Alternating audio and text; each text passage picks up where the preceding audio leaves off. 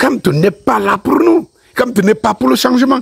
Kamto est pour le remplacement. Kamto n'est pas pour le changement. Kamto est là pour le remplacement. Parce qu'il fait partie du système. Très chers frères et sœurs nord, sud, de l'est à l'ouest, bonjour, bonjour, bonsoir. Permettez-moi de répondre comme ça là, à la préoccupation de certains hiboux qui disent qu'ils ne comprennent pas ma position. Hier, j'étais supporter numéro 1 de professeur Maurice Kamto. Et ils croyaient que je voulais vraiment le changement. J'étais inscrit dans le changement. Ils ne comprennent pas ce qui s'est passé dans ma tête. Mais c'est que vous ne comprenez pas ce qui se passe dans votre tête. C'est parce que vous êtes braqués. Moi, je n'ai pas été baptisé dans le fleuve de la cancritude. Je n'ai pas été baptisé dans le fleuve de la cancritude. Je ne suis pas braqué dans ma tête. Je regarde les événements tels qu'ils se présentent à moi. Je juge les opportunités. Je vois peut-être les éléments qui entrent en jeu. Vous savez, je suis un professionnel du métier, des métiers. Lorsque j'arrive dans mon chantier, le matin, demandez à tous les professionnels, architectes, ingénieurs et tout, tous les maîtres d'œuvre dans le métier. Lorsque j'arrive dans mon métier, dans mon chantier le matin, je fais une séance de travail avec mes ingénieurs et mes corps d'état et tout. On évalue le travail qui est fait. On voit s'il y a des anomalies qui ont été constatées. On voit comment on les révise, comment on peut les contourner et tout. Parce que lorsque vous montez un projet, il y a des éléments. Il y a des éléments qui n'apparaissent pas au moment où vous montez un projet. Ces éléments parfois apparaissent à la réalisation du projet. C'est pour cela que tous les jours, vous faites une étude de ce qui s'est passé et de la situation. Lorsque vous prenez un projet, vous êtes un maître d'œuvre et que vous ne faites pas une étude au jour le jour de la réalisation du projet parce que vous vous limitez tout simplement à ce qui a été étudié, alors vous ne savez pas ce que vous faites. Vous n'êtes pas intelligent et vous êtes braqué et vous ne pouvez pas arriver à des résultats probants. Il faut donc comprendre. Je me répète, je ne me suis pas baigné, on ne m'a pas baptisé dans le fleuve de la cancritude et je ne suis pas braqué. Le professeur Maurice Kamto, je croyais en lui, justement parce que j'étais dans le vent du changement. Je me suis laissé emporter dans ce vent-là. Et j'ai aussi emporté les gens. D'une manière sincère et honnête. Seuls les imbéciles ne changent pas d'avis. Après, je me suis rendu compte que on était emporté dans le vent du changement. Et on s'est donné quelqu'un devant nous en croyant qu'il faisait partie du changement. Mais non, professeur Maurice Kamto ne fait pas partie du changement. Parce que lui-même, professeur Maurice Kamto ne croit pas au changement. C'est quelqu'un du système. C'est quelqu'un qui a nourri le système. C'est quelqu'un qui est du système.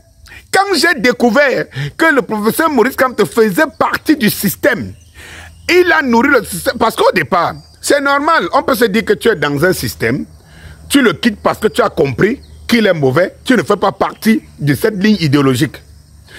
C'est normal. Et c'est ce que j'avais dans ma croyance. Mais lorsque je suis entré en profondeur pour me poser la question à partir de certains indices, que, au fait, l'homme que je suis en train de donner ma destinée là, est-ce qu'il est vraiment vrai? Alors j'ai compris qu'il n'était pas vrai. Lorsque j'ai découvert que Kamto, lui, il s'intéressait à... Non seulement il n'était pas de la ligne de Gbagbo, et qu'il était contre Gbagbo, il était parmi les avocats constitués contre Gbagbo et donc contre la Côte d'Ivoire. Parce que vous tous, vous êtes conscients, tout le monde est conscient que Ouattara est un pur produit de Sarkozy et qui a été mis là par Sarkozy et qui sert les intérêts de la France. Si moi je lutte contre la France, comment je peux être avec Kamto? Lorsque je découvre ça, ça fait quand même un tilt dans ma tête. Lorsque je découvre que Kamto était d'abord opposant de Paul Biya, avant de devenir serviteur de Paul Biya, et qu'il a servi Paul Biya dans les années de braise, qui ont conduit le Cameroun là où il est aujourd'hui, comment je ne dois pas me poser des vraies questions? Comment? Il n'a jamais démissionné, il a fait 1, 2, 3, 4, 5, 6, 7, 8 ans.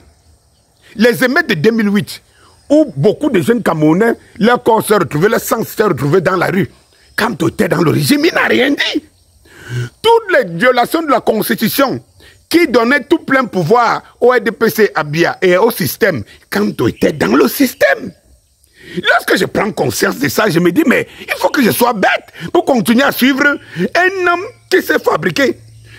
Lorsque je vois que Kamto fait partie de ceux qui travaille dans le sillage, dans le maillage de Sarkozy. Sarkozy qui a éliminé Kadhafi. Sarkozy qui a fait éliminer des milliers d'Ivoiriens pour installer Ouattara. Ainsi de suite. Mais je me pose des vraies questions.